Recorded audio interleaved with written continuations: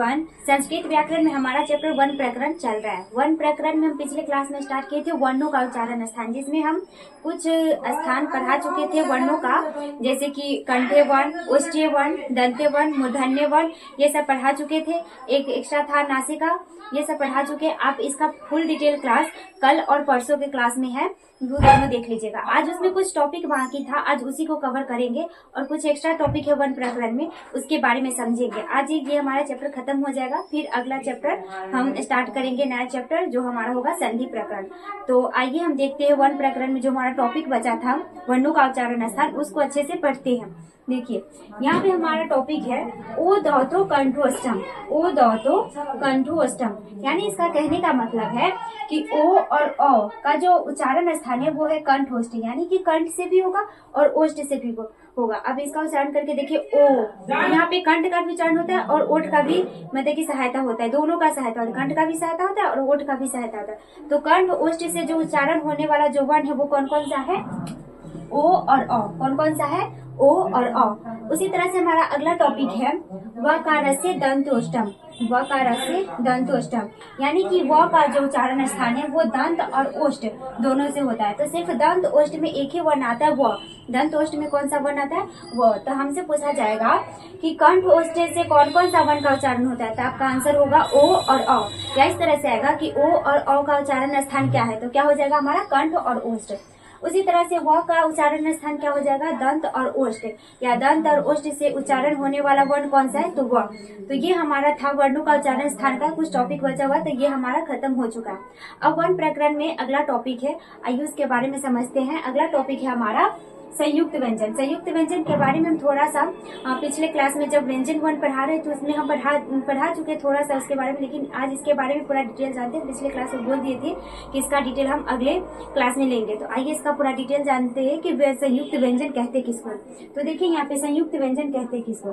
तो संयुक्त व्यंजन जब दो व्यंजन वर्णों के बीच में स्वर वर्ण न रहे तब उन्हें संयुक्त व्यंजन कहते हैं। कौन सा व्यंजन कहते हैं? संयुक्त व्यंजन। यानी कहने का मतलब है कि जब दो व्यंजन वर्णों के बीच में स्वर वर्ण न रहे तब उन्हें संयुक्त व्यंजन कहते हैं। आइए एग्जाम्पल से समझते, जैसे आपका हो जाएगा छ। तो छ आपका कैसे बनता है? क मूर्धन्य स और अ से बनता है। तो देखिए यहाँ पर कहने का इसका डिफिनेशन का मतलब समझिए कि जब दो व्यंजन वर्ण, तो व्यंजन वर्ण हमारा क हो गया और मूर्धन्य स, तो क और मूर्धन्य स इन दोनों के बीच में स्वर वर्ण आ रहा है? नहीं आ रहा है। तो जब दो व्यंजन वर्णों के बीच में स्वर वर्ण न आए तब उन्हें हम कौन सा व्यंजन बोलेंगे? संयुक्त व्यंजन बोलेंगे। कौन सा व्यंजन बोलेंगे? संयुक्त व्यंजन बोलेंगे। जब भी स्वर वर्ण आएगा वो दोनों व्यंजन वर्ण के बाद ही आएगा। जब स्वर वर्ण जो आएगा वो दोनों व्यंजन वर्ण के बाद ही आएगा, तो उसे कौन सा वर्ण बोलेंगे? संयुक्त व्यंजन वर्ण बोलेंगे, यानी कि संयुक्त व्यंजन बोलेंगे। तो हमारा संयुक्त व्यंजन का डिफिनेशन क्या हो जाएगा कि जब दो व्यंजन वर्णों के बीच में स्वर वर्ण न रहे तो उन्हें हम संयुक्त व्यंजन बोलेंगे। जैसे एग्जाम्पल हो गया अच्छा, उसी तरह से आपका देखिए एग्जाम्पल श्री। तो श्री हमारा कैसे बनेगा?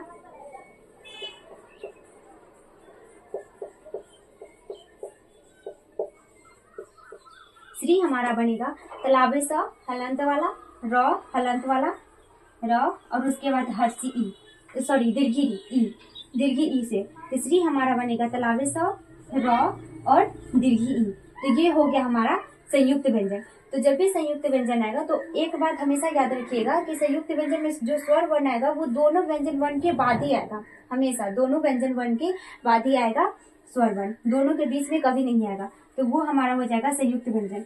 उसी तरह से आप देखिए जो हमारा त होता है, तो इसमें क्या आता है? आधा त प्लस आधा त प्लस आता है अ, तो ये हमारा हो गया त। ऐसे करके जो लिखा होता है तो इसमें यानी कि डबल त होता है, तो हलंत वाला होता है आधा त और आधा त दोनों संयुक्त होता है। जैसे ऐसे करके भी इसको लिखते हैं तो ऐसे थोड़ा दिखने में ल जैसा लगता है, इसलिए इसको हम ज्यादातर ऐसे करके लिखते हैं त। तो ये हमारा हो गया संयुक्त व्यंजन का उदाहरण। अब देखिए उसी तरह से प्र, देखिए प्र का कैसा बनेगा? प हलंत प्लस र हलंत प्लस अ, तो ये हमारा हो गया संयुक्त व्यंजन का उदाहरण प्र का, प हलंत र हलंत अ। तो दोनों व्यंजन के बाद ही स्वर वन आ रहा है, दोनों व्यंजन के बीच में स्वर वन नहीं आ रहा है। तो हमारा संयुक्त व्यंजन का एग्जाम्पल ये, और हम लिख देते हैं, आप इसे नोट कर लीजिएगा। इसी तरह से करता आ जाएगा।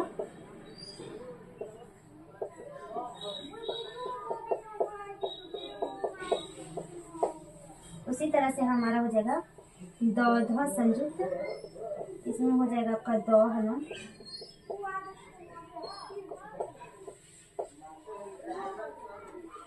उसी तरह से आपका एक और आ जाएगा, हम यहाँ पे लिख देते हैं ज्ञ। तो ज्ञ में हो जाएगा आपका आधा ज प्लस ज्ञ प्लस अ, तो ये हमारा हो जाएगा ज्ञ। तो ज्ञ जो बनता है ज, ज्ञ और अ से मिलकर बनता है। तो दोनों व्यंजन वन के बीच में स्वर वन नहीं आ रहा है, दोनों व्यंजन के बाद ही स्वर वन आ रहा है, तो इसे हम संयुक्त व्यंजन बोलेंगे। तो ये हमारा संयुक्त व्यंजन का एग्जाम्पल हो गया। तो आप इसे याद कर लीजिएगा, इम्पोर्टेंट है।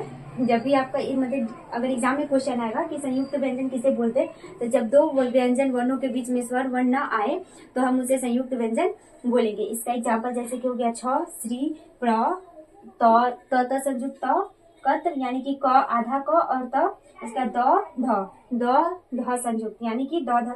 इसको इस तरह से भी बोलते हैं कि द ध संयुक्त, द ध संयुक्त यानी कि ध इसमें संयुक्त है द के साथ। इसको बोलते हैं त क, मतलब कि क त संयुक्त यानी कि इसमें क संयुक्त है किसके साथ, त के साथ। तो ये हमारा हो गया संयुक्त व्यंजन का। इस तरह से क्वेश्चन आएगा कि छ कौन सा व्यंजन है, मतलब कि कौन सा व्यंजन है, तो सीधे आपको इसमें क्या टिक लगाइएगा कि ये संयुक्त व्यंजन है, सीधे व्यंजन है या कौन सा व्यंजन है, तो संयुक्त व्यंजन है। तो छ हमारा संयुक्त व्यंजन आएगा। अगर सीधे आएगा कि इसमें से व्यंजन वन कौन है, ऑप्शन में अगर सिर्फ व्यंजन वन रहेगा तो आप व्यंजन वन लगाइएगा, अगर व्यंजन वन नहीं रहे संयुक्त व्यंजन रहे तो ज्यादातर संयुक्त व्यंजन लगाइएगा। तो छ हमारा कौन सा हो जाएगा, संयुक्त व्यंजन हो गया। तो ये हमारा हो गया वर्णों का उच्चारण स्थान का कुछ टॉपिक और संयुक्त व्यंजन। अब कुछ एक और दो टॉपिक है उसके बारे में बता देते, उसके बाद वन प्रकरण हमारा खत्म हो जाएगा। तब तक आप इसे लिखिए। ये हमारा अब अगला टॉपिक है वन प्रकरण में, उसके बारे में समझते। तो अगला हमारा टॉपिक है वन संयोजन। अब वन संयोजन क्या होता है उनके बारे में समझते। तो देखिए वन संयोजन कहते किसको है, तो वन संयोजन वर्णों को मिलाकर शब्द के रूप में लिखने के कार्य को वन संयोजन कहते हैं। वर्णों को मिलाकर शब्द के रूप में लिखने के कार्य को वन संयोजन कहते हैं। आपको इसको समझना है तो आप देखिए बचपन में मैथ में किस तरह से पढ़ते थे वर्णों का संयोजन, मतलब कि संख्याओं का संयोजन किस तरह से पढ़ते, उसी एग्जाम्पल पे आपको समझाते। देखिए जैसे एग्जाम्पल था आपके पास था जैसे 100 प्लस यानी कि ये सैकड़े का हो गया, उसके बाद हो गया 20, उसके बाद हो गया आपका 4। अब इन तीनों को जोड़िए तो क्या बन जाएगा आपका 124। तो ये था अलग अलग यानी कि अलग अलग संख्या था, अलग अलग संख्या था और इसको जोड़ दिए तो ये बड़ा संख्या हो गया। तो आप पढ़ते थे ना इसको विस्तारित रूप, तो ये एक तरह से विस्तारित रूप हो गया, यानी कि ये सैकड़े के रूप में हो गया, ये दहाई के रूप में हो गया, ये इकाई के रूप में हो गया। अब तीनों को जोड़कर हम कितना बना दिए एक साथ 124। तो ये एक संयोजन हो गया, क्या हो गया, संयोजन यानी कि जोड़ हो गया। उसी तरह से है संस्कृत व्याकरण में, इसको समझते हैं, ये आपको समझ में आ गया होगा। आइए उसी तरह से संस्कृत व्याकरण में समझते हैं कि संस्कृत व्याकरण कहते हैं उसी तरह से वर्णों को मिलाकर जो शब्द के रूप में लिखने का कार्य होता है उसी को हम वन संयोजन कहते हैं। तो कैसे देखिए यहाँ पे क, स, अ ये तीनों मिलाकर अभी पढ़ रहे थे हम संयुक्त व्यंजन में, इसको क्या बोलते हैं, छ। क्या बोलते हैं, छ। तो ये हो गया छ, उसके त और र, इसको बोलेंगे त्र, आधा त और र, ये दोनों मिलकर त्र बन जाएगा, ये तीनों मिलकर बन जाएगा आपका छ, ये दोनों मिलकर बन जाएगा आपका त्र हो जाएगा, सॉरी त्र, और ये आपका हर्षी ई है, हर्षी ई, और ये दोनों मिलकर यह बन जाएगा। अब इन दोनों अभी सबको एक साथ जोड़िए, ये हो जाएगा छ, इसमें त्र में ये हर्षी ई जोड़िए तो हर्षी इधर से हो जाएगा त्र और ये तो क्या बन गया हमारा क्षत्रिय। तो जब वर्णों को मिलाकर जो शब्द के रूप में लिखने का कार्य होता है उन्हें हम क्या बोलेंगे, वर्ण संयोजन। तो देखिए ये अलग अलग वर्ण था, क अलग वर्ण था, स अलग वर्ण था, यानी कि मूर्धन्य स अलग, अ अलग, फिर त अलग, र ई य अ, ये अलग अलग वर्ण था। इन तीन ये सब को जोड़कर हमारा कौन सा शब्द बन गया, क्षत्रिय। तो यानी कहने का मतलब है कि अलग अलग वर्ण को मिला देंगे तो हमारा जो शब्द के रूप में लिखने का जो कार्य होगा उन्हीं को हम क्या बोलेंगे, वर्ण संयोजन बोलेंगे। इसी तरह से आप देखिए वर्ण संयोजन का अगला एग्जाम्पल,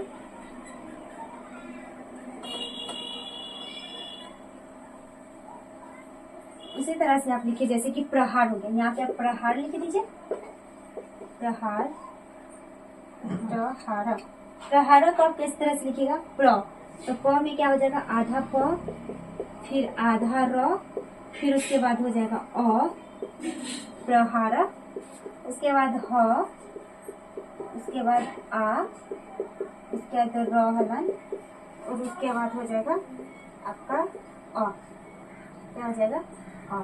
तो ये हो गया हमारा प्रहार, यानी कि आधा प अलग अलग कर दिए, मतलब कि पहले ये अलग था, इसको जोड़कर हमारा क्या बन जाएगा, प्रहार।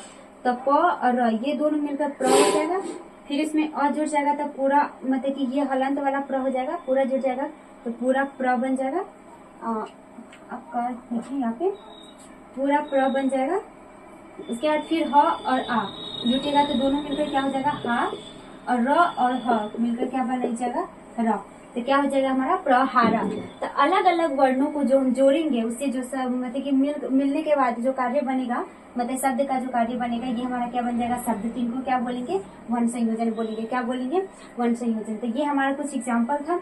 उसी तरह से एग्जाम्पल है, हम लिख देते, उसको आप अलग अलग कर लीजिएगा। एक हो गया हमारा प्रहार हो गया। उसी तरह से आप प्रसिद्ध को कीजिएगा लिखने का कोशिश, प्रसिद्धा। इसी तरह से उक्ता, इस सबको आप लिखने का कोशिश कीजिएगा कि किस तरह से अलग अलग वर्ण, इसका अलग अलग वर्ण होगा, तो इसको आप लिख लीजिएगा, वर्ण संयोजन। उसी तरह से देखिए, एक है वर्ण संयोजन यानी कि जोड़ने का काम था, एक था वर्ण विश्लेषण। वर्ण विश्लेषण में आपका हो जाएगा शब्दों में प्रयोग की गई ध्वनियों को अलग अलग लिखने के कार्य को वर्ण विश्लेषण कहते हैं। अलग अलग लिखने के कार्य को वर्ण विश्लेषण कहते हैं। अब इसको भी मैथ के तरीके से समझते हैं, अंकों से। देखिए आपका जैसे हो गया, मान लीजिए आपका 70-25 हो गया, तो आपको इसको अलग अलग लिखना है। तो इसको कैसे लिखेगा, पहले इकाई दहाई सैकड़ा, यानी कि सैकड़ा का है, तो पहले कितना हो जाएगा 700, फिर उसके बाद इकाई दहाई यानी कि दहाई का 20, उसके बाद इकाई कितना हो गया 5। तो वर्णों का विश्लेषण कहने का मतलब है कि अलग अलग ध्वनि जो उसमें प्रयोग होगा तो उसको भी हम लिखते हैं, यानी कि अलग करते। विश्लेषण का मतलब होगा अलग करना। क्या होगा, अलग करना। संयोजन का मतलब होता है जोड़ना, और विश्लेषण का मतलब होता है अलग करना। तो जो शब्द में जो प्रयोग की गई है ध्वनि, यानी कि अलग अलग जो ध्वनि प्रयोग की गई है उसको जो लिखते हैं, लिखने का जो कार्य है उसी को हम क्या बोलेंगे, वर्ण विश्लेषण बोलेंगे। क्या बोलेंगे, वर्ण विश्लेषण। आइए जिस तरह से देखते हैं एग्जाम्पल में कैसे है, जैसे निर्माणा। तो निर्माणा, पहले इसको हम मिटा देते हैं। निर्माणा, निर्माणा में क्या हो जाएगा आपका, निर्माणा। तो निर्माणा में न को लिखिए, पहले न हलंत हो गया। इसमें कौन सा ध्वनि लगा है, कौन सा वर्ण लगा है, स्वर वर्ण ई। तो ई हो गया, अलग अलग ध्वनि किसमें लगा है, ई ध्वनि इसमें लगा है। फिर म, उसके बाद उसके बाद निर्माण। तो निर्माण, इसको उच्चारण कीजिए निर्माण, नी र, उसके बाद क्या आता है र। तो यहाँ पे कितना है, आधा र है, पूरा नहीं, पूरा र नहीं है, इसमें आधा र हो जाएगा, र हलंत। उसके बाद म, इसके बाद म हलंत हो जाएगा। इसके साथ स्वर वर्ण क्या लगा हुआ है, आ। तो ये आ हो गया। फिर उसके बाद न हो गया, तो इसमें हलंत होगा। उसके बाद क्या हो जाएगा, अ। क्या हो जाएगा, अ। तो क्या बन गया हमारा, निर्माणा। क्या हो गया हमारा, निर्माणा।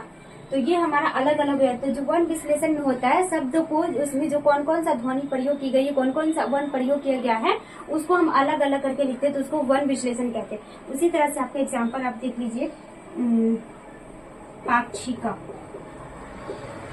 पाक्षिका, तो पाक्षिका को आप किस तरह से लिखिएगा, क हलंत आ, उसके बाद हो जाएगा क हलंत, उसके बाद स हलंत, उसके बाद पाक्षिका है तो हर्षी ई, उसके बाद क हलंत, उसके बाद हो जाएगा अ। सॉरी, क हलंत, यहाँ पे भी न हलंत नहीं होगा, सॉरी यहाँ पे न हलंत नहीं होगा, सिर्फ क होगा, यहाँ पे सिर्फ न होगा, अ पूरा लिख दिए। तो देखिए पाक्षिका, पाक्षिका में क्या आ जाएगा, प, आधा प, उसके बाद आ, फिर क हलंत, फिर स, ये तीनों मिलकर, ये दोनों मिलकर 6 बन गया। इसमें हर्षी का है तो क्या बन जाएगा, हर्षी का मतलब कि 6 बन जाएगा। उसके बाद क और अ, तो क्या बन गया हमारा, पाक्षिका। तो ये हमारा शब्द था, इसको अलग अलग वर्ण में लिख दिए। तो अलग अलग वर्ण में लिख दिए तो ये हमारा हो गया वर्ण विश्लेषण। उसी तरह से आप लिखिएगा वैज्ञानिक, वैज्ञानिका का आप वर्ण विश्लेषण कीजिएगा। इसको आपको मतलब कि इसका संयोजन लिखना है तो ये शब्द लिख दिए, इसका अलग अलग वर्ण कर लीजिएगा। उसी तरह से मतलब अगर दो वर्ण को जोड़िएगा तो ये संयोजन बन जाएगा, और शब्द को अलग कीजिएगा तो ये हमारा विश्लेषण बन जाएगा। तो ये था हमारा वर्ण संयोजन, ये था वर्ण विश्लेषण। वर्ण संयोजन में यानी कि जोड़ने का काम, वर्ण विश्लेषण मतलब तोड़ने का काम, यानी कि अलग अलग करने का काम। तो ये हमारा वर्ण प्रकरण में कुछ लास्ट टॉपिक था, ये हमारा खत्म हो चुका है। अब अगला चैप्टर हमारा जो स्टार्ट होगा वो होगा हमारा संधि प्रकरण। तो संधि प्रकरण हम अगले क्लास में पढ़ेंगे। तब तक आप इसे नोट कर लीजिएगा और इसको जो भी आपको जो भी डाउट होगा तो कमेंट कर लीजिएगा, हम उसका रिप्लाई देंगे। आप टेलीग्राम पे जाइएगा, वहाँ पे आपको नोट्स मिल जाएगा। उस दिन में हम उसको डलवा देते जितने क्लास हुआ है उस सबका। और उसके बाद आपको क्लास अच्छा लगेगा तो आप इसे लाइक शेयर और सब्सक्राइब कर दीजिएगा। तब तक के लिए ओके बाय, थैंक यू।